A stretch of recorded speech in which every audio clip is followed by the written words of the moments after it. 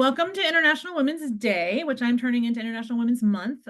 This year's theme is Inspire Inclusion. And so in order to inspire inclusion, my goal was to talk to a woman who inspires me every day from March 8th to April 8th.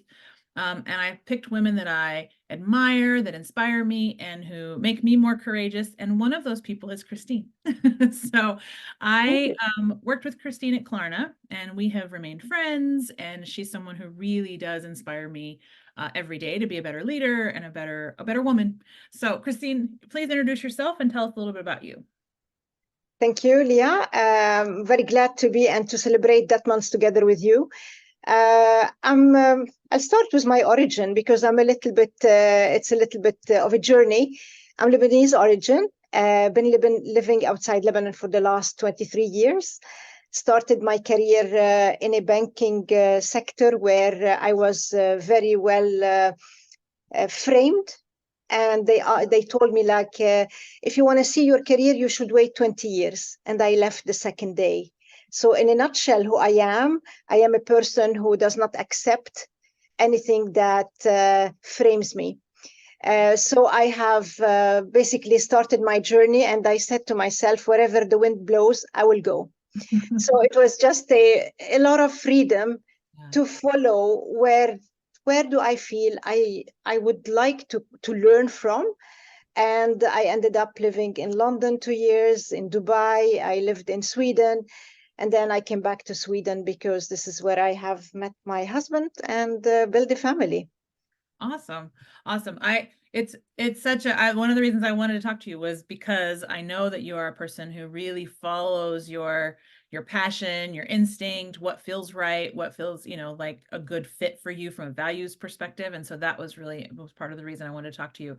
And I just want to say one of my best memories about Christine is that when I was leading a domain at Klarna, she came in and facilitated a conversation with my leadership team that involved almost entirely men and a lot of tears. And so they then from that point on would say, every time we had an offsite, they would say, "Are you going to bring Christine and make us cry?"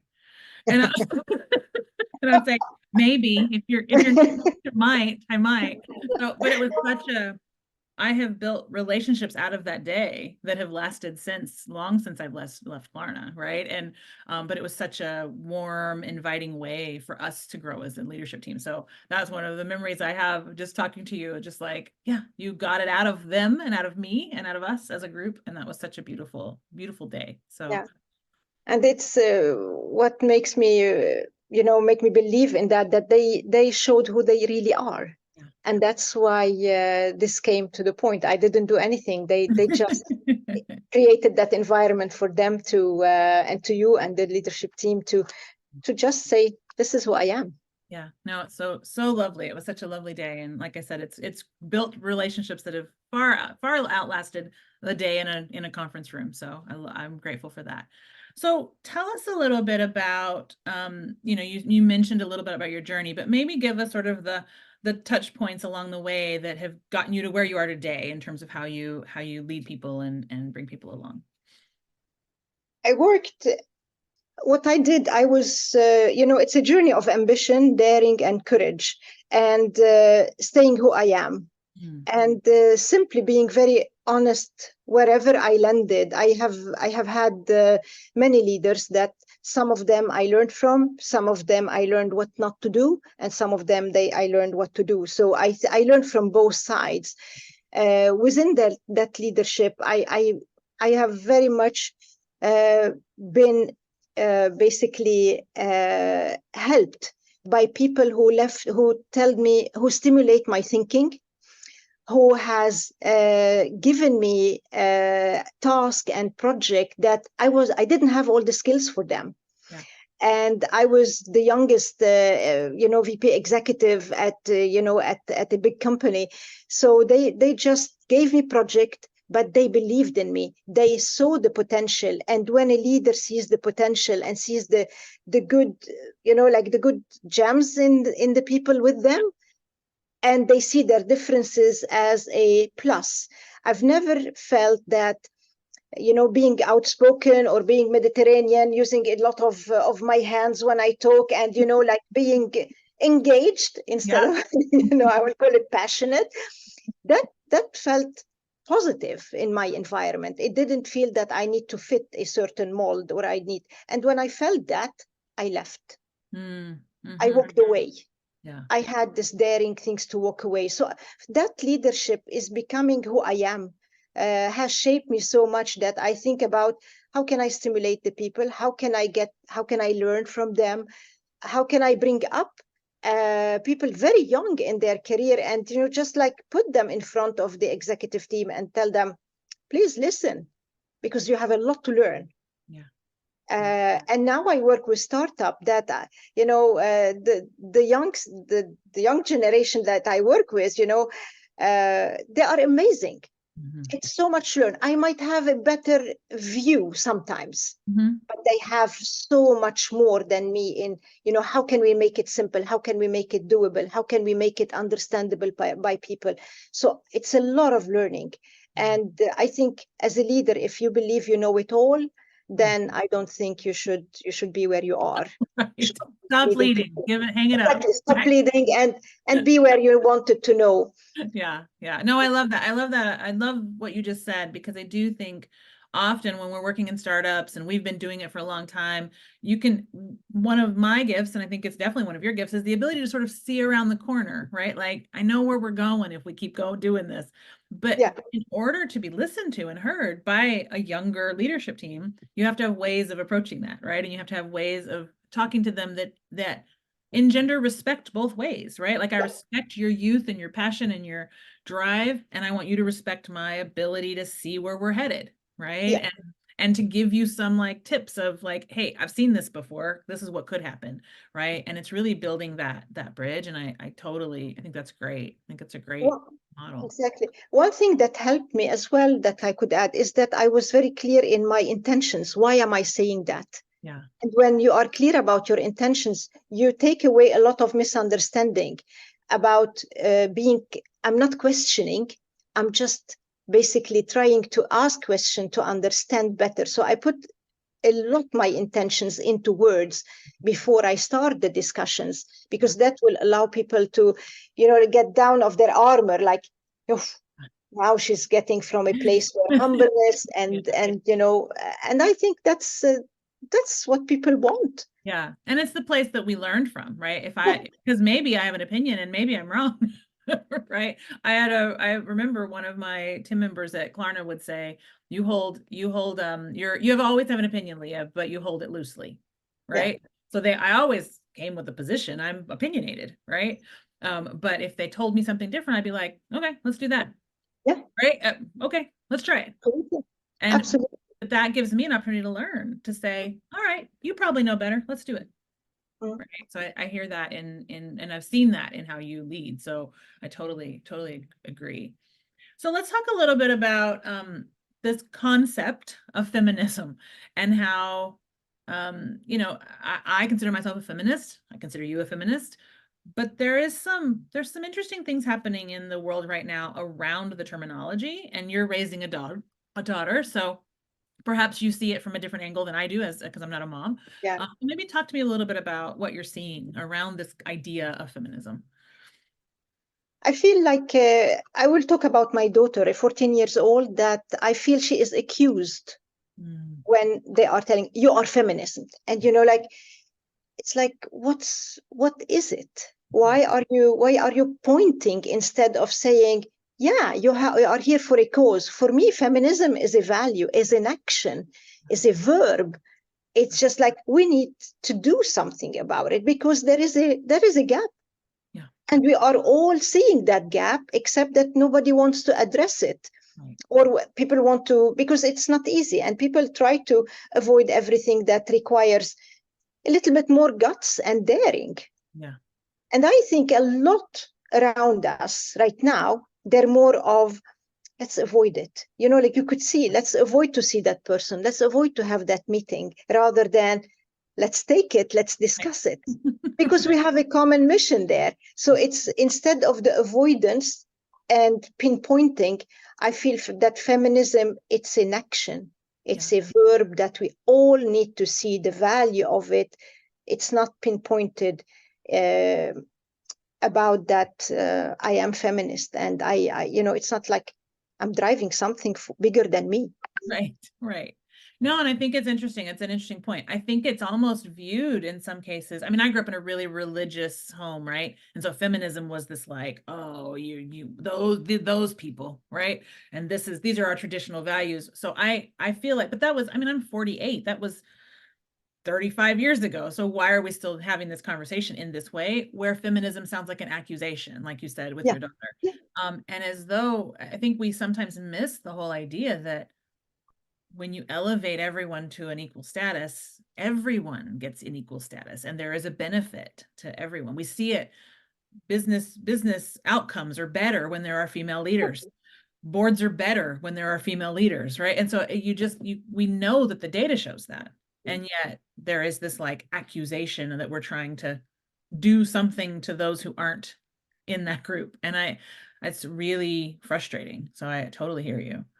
Yeah. And I think we need to get out of this business case to what you say, to find the reason why, it's not, it is there. The gap is there. We all see it. Yeah. Like it's just like we are very skilled right now to go above it and not to fall into, but we're falling. Yeah. Yeah. I mean, I was just yesterday talking to someone about the fact that in this 385,000 tech layoffs, 40% is women.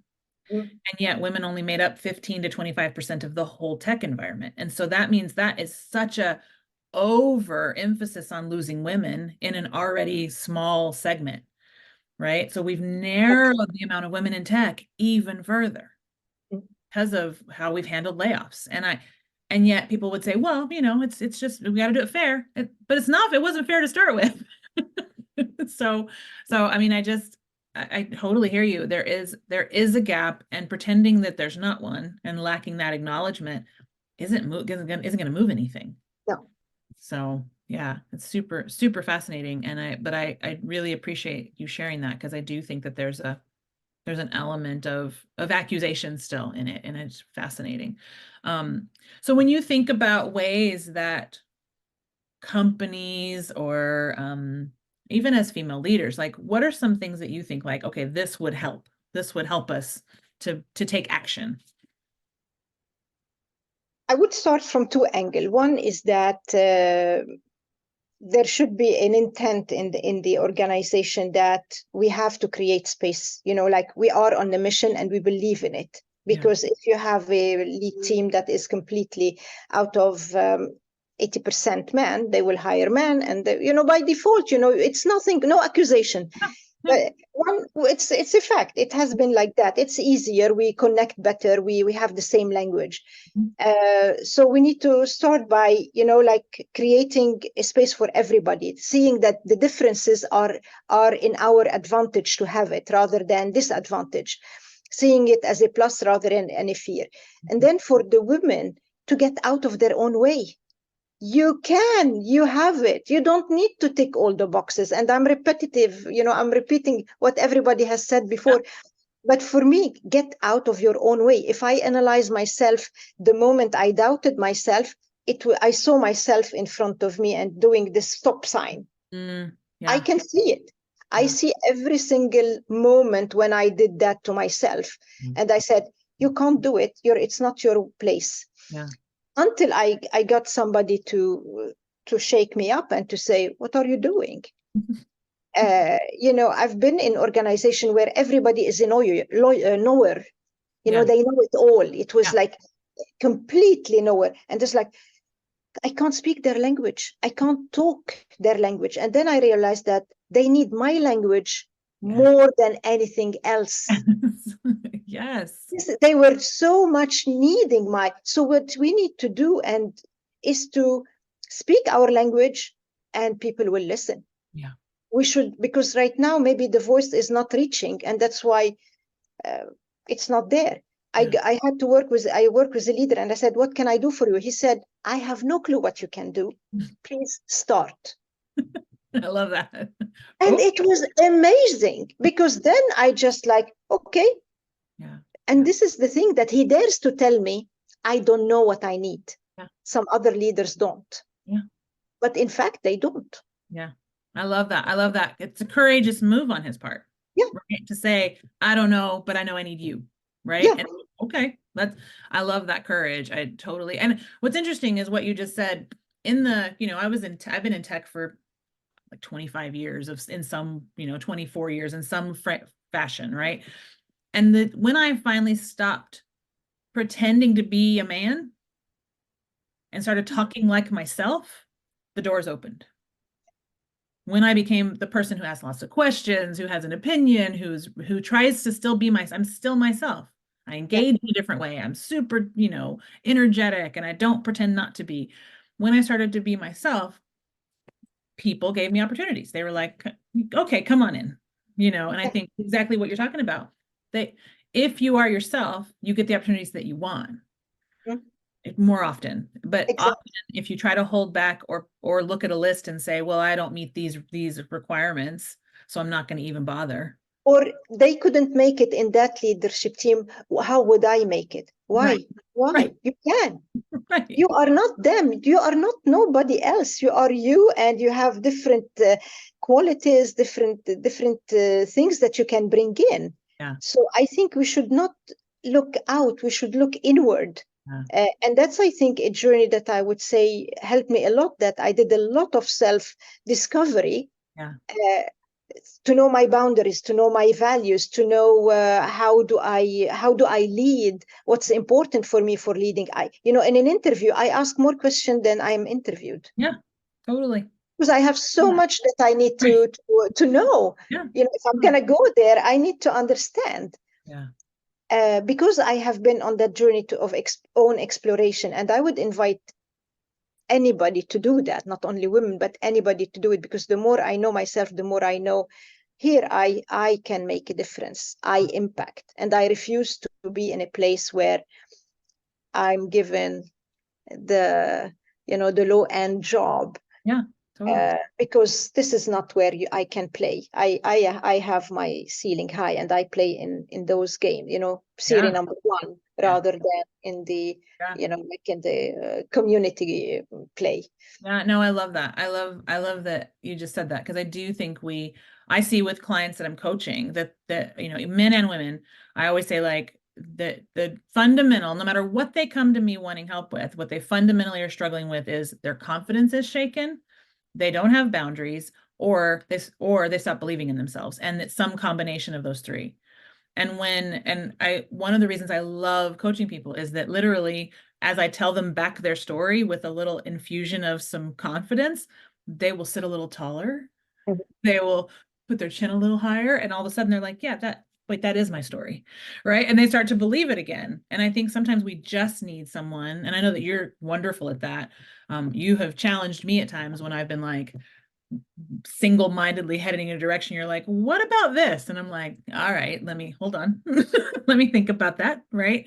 And it's given me perspective, right? Mm. To go, okay, wait, I could try something different, right? And I think that's without asking me to be a different person, right? Without Yeah, asking me to not be me, right? And I think that's what we need from each other as women, as men, whatever, everyone.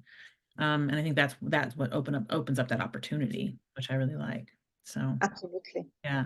The other thing I want to talk to you about specifically, because this is one of the things I really admire about you, is that you take your physical health and your well-being very seriously, and you take it seriously in a way that then infuses into your leadership and into your stamina for how you lead. So talk about that a little bit. Yeah, thank you. Uh, the name of my company, it's called Fit to Grow, that I have started myself. I went to a meeting, and then I thought the people they're gonna meet me. They thought that they will meet somebody in the gym business, and then I was talking about leadership, and I was talking, and for me, the well-being, it cannot be growing as a person cannot be disconnected between the physical and the mental and the competence side. You can't. It's like it's a whole. Yeah. And I have learned myself that nobody will tell me go and rest or go and have an hour of break at work. Nobody, Right. nobody ever will do that for you. It's some leaders might say it, but I doubt if they are really, if you really mean it, because the second question they will tell you, please, can you deliver that by that time? Right. Also, You you know, take a break as long as you can get it done. exactly, exactly. So I believe that my well-being is my responsibility. And I have learned very much that through my career, because, traveling 50% of my time, staying late in hotel, just work, work, work. Yeah. At one point of time, I recognized that there is half of me that is not satisfied, basically. Yeah. And my body has to hold a long period of time rather than my mind as well. Yeah. So I took that in charge, and that has basically made me be a role model for my team when I said, I don't check mails during weekends. Right. I don't work. Yeah. And I did that. Yeah. It's not that I just said it, I just did it. Right. And then everybody relaxed during the weekend, that the people working with me just tend to feel like Christine will not need that by Monday morning, Right. which has made people feeling more relaxed, more able to basically be themselves as well and take time to rest. I am a strong believer, like the marathon. You run interval and then you do nothing in between. Right. So basically, this is where you need to be very much aware that you need to rest. Yeah. And that I have taken it everywhere I have done. And for the last 15 years, I have been starting by, started very, very, I used to go to the gym 30 minutes. That Yeah. was it.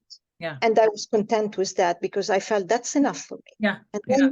then you go gradually to see how can I stay consistent with what am I doing. So that has been a big awakening for me, that my health is a whole, not Yeah. only my work. I love that. I love that so much. I know we're running over, so I'll cut to the chase. If you were going to give your younger self some advice that might be beneficial to those who are listening, what would it be? What I would say to myself, you've been daring a lot. You could have asked for help. Yes. You could have asked for help. Yes. No, I love that. It's such an important, it's funny because so many different people that I've interviewed have talked about courage and not playing small and all of that, but that's one that has come up, for me a lot is, it's okay to say, I could use some help.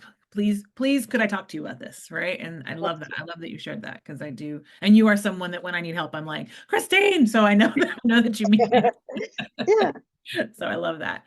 Well, thank you so much for letting me interview you and sharing your story, because like I said, I think I wanted more people to have access to you and what you bring and your energy, and super, super excited that I got to talk to you today. Thank you so much, Leah, for giving me that opportunity. And thank you for all the things you've been doing. When you have a book, you distribute it to everybody because you wanted to, you're so generous in what you're doing. So that's a gift for all of us, what you're doing. Thank you. Thank you. Thank you for that. If you're watching this and you'd like to donate to the Malala Fund, there's a QR code in the corner, and the Malala Fund helps women and girls make sure that they get education, often in places where they had not had access to education before. So at the end of this month, we'll make a large donation to the Malala Fund based on the donations that you all make from getting to watch these wonderful, magical women talk to you and inspire you. So again, thanks, Christine, and I'll see everyone in the next video.